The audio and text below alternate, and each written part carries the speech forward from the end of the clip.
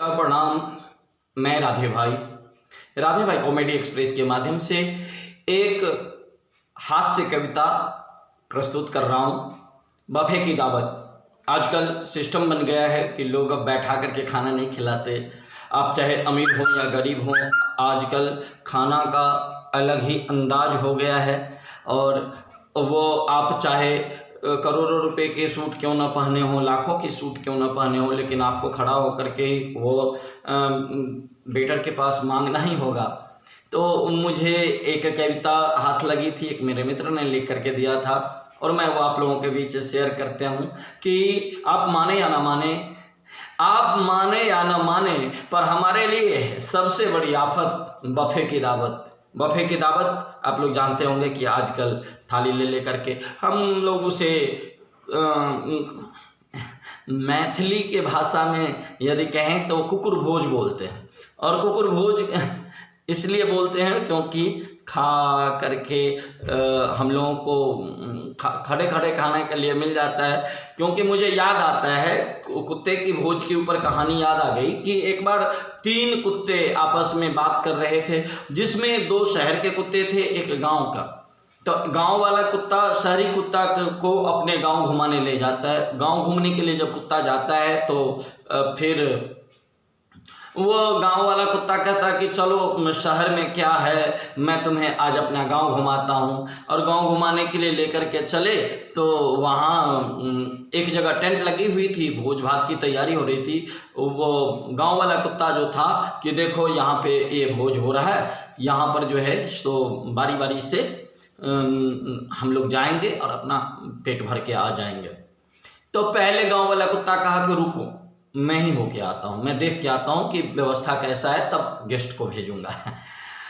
गांव वाला कुत्ता जब ही गया, जब ही देखा हलवाइयों ने उधर से कोई डंडा मारा, कोई चेला उठा करके मारा, कोई लाठी लेकर के दौड़ा, कुत्ता भाग गया। गांव वाला कुत्ता जब भाग के बाहर आया तो शहरी कुत्ता ने कहा कि क्या तैयारी पूरी है? कहा एकदम तैयारी की क्या बात करते हैं, तैयारी तो इतनी पूरी है कि हमको तो दिया लिए और चल दिए।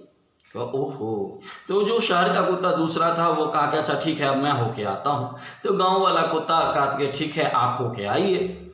शहरी कुत्ता जो है वो गया। जब ही गया तो हलवाई पहले से तैयार था। इस बार जब ही वो घुसा शहर वाला कुत्ता कि तभी इसको दे लठ सबने मिल करके, बेचारा किसी प्रकार से अपना जान बचा करके आया। जो शहरी दूसरा कुत्ता था उसने पूछा, कहो दोस्त कैसा रहा? का दूर यार, क्या कैसा रहेगा, हमको तो गरम गरम दिया, हम लिए और चल दिए। तीसरा जो था वो शहरी, वो सोचा कि अरे ये तो बहुत ही अच्छी बात है, आप लोग जा करके खा के आ गए, अब हम आते हैं। ये बेचारा जब जाने के लिए तैयार हुआ, उससे पहले ही हलवाइयों ने अपना पूरा व्यवस्था कर रखा था, चारों तरफ से टेंट को पैक कर रखा था और लठ लेकर के सब तैयार, आएगा तो अब बस पीटना है। ये बेचारा जब ही घुसा अंदर कि बस शुरू हो गया। वहाँ पर घुसते ही कोई उधर से लठ मारे, कोई उधर से लठ मारे, निकलने का कहीं जगह नहीं। बेचारा किसी तरीके से मार खाते खाते जब एकदम बेहोश हो गया, किसी तरीके से पर्दा के नीचे से हो करके अपना घसीटते हुए शरीर को लेकर के निकला। कहो कैसा हुआ सत्कार, खाना पीना ठीक से हुआ? तो वो कुत्ता बोला कि अरे हमको तो दामाद जैसे खातिरदारी किया, उठा के बैठा के लिटा के सुला के इतना दिया कि मुझसे चला नहीं जा रहा, देख नहीं रहे हो।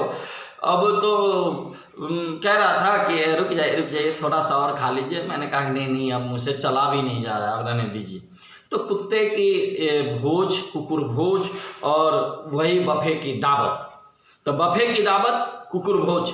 तो आप माने या ना माने, हमारे लिए बफे की दावत सबसे बड़ी आफत। एक दिन हमें भी जाना पड़ा बारात में, बीवी बच्चे भी थे हमारे साथ में, सभी के सभी शोपीस अंदर से रूखे थे, मगर क्या करें भाई वो अंदर से भूखे थे। जैसे ही संदेशा आया खाना के हॉल में जैसे ही संदेशा आया, खाना के हॉल में भगदड़ सी मच गई। पूरी पंडाल में एक के ऊपर एक बरसने लगे। जिसने झपट लिया वो झपट लिया, बाकी खड़े तरसने लगे।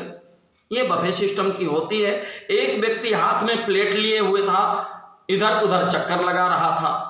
खाना लेना तो दूर, उसे वो देख भी नहीं पा रहा था। एक व्यक्ति दूर हाथ में प्लेट लिए खड़ा था और इधर उधर चक्कर लगा रहा था। अरे खाना खाने लेना तो दूर की बात, उससे तो वो देख भी नहीं पा रहा था जी। दूसरा अपनी प्लेट में चावल की तस्तरी झाड़ लाया था। दूसरा अपने प्लेट में चावल की तस्तरी झाड़ लाया था, पर उससे भी कहीं ज्यादा अपना कुर्ता फाड़ लाया था। तीसरी एक महिला थी जो ताड़ के वृक्ष की तरह तनी हुई खड़ी थी। तीसरी एक महिला थी जो ताड़ के वृक्ष की तरह तनी थी। उसकी आधी साड़ी पनीर की सब्जी में सनी थी। वह उसे बार बार धो रही थी। क्यों? वो उसे बार बार धो रही थी। पड़ोसन की पहन के आई थी, इसीलिए वो रो रही थी। चौथा बेचारा गरीब था, लाचार था, इसलिए कपड़े उतार कर पहले से तैयार था। पांचवा अकेले ही दंड पेल रहा था। पांचवा अकेले ही दंड पेल रहा था। भीड़ में घुसने से पहले सारे झटके झेल रहा था। छठा कल्पना में ही खा रहा था। प्लेट दूसरे की देख रहा था, अब मुंह अपना चला रहा था। छठा कल्पना में ही खा रहा था, प्लेट दूसरे की देख रहा था और अपना मुंह चला रहा था। सातवां का तो मालिक ही रब था। प्लेट में हाथ में तो थी, प्लेट हाथ में तो थी, पर हलवा गायब था। आठवां इन हरकतों से परेशान था।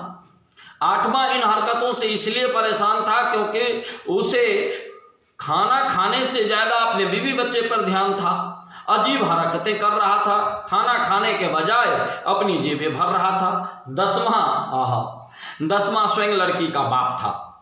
दसवां स्वयं लड़की का बाप था, जिसके प्राण कंठ में अटके पड़े थे। सराती सब तो जीव रहे थे। सराती सब तो जीव रहे थे, बाराती बेचारे सड़क पर खड़े थे। और अंत में हालत देखकर मैंने अपने पत्नी से कहा,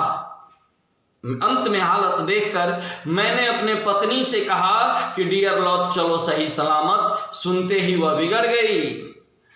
पता नहीं किस बेवकूफ के पल्ले पड़ गई। इससे तो अच्छा पहलवान से शादी रचाती तो कम से कम भूखे तो नहीं मर जाती। पर तुमसे शादी रचाकर अपने आप को कचोट रही हूँ। जिंदगी में पहली बार किसी दावत से बिना खाए पिए लौट रही हूँ। जिंदगी में पहली बार बिना खाए पिए किसी दावत से लौट रही हूँ। यही है जी।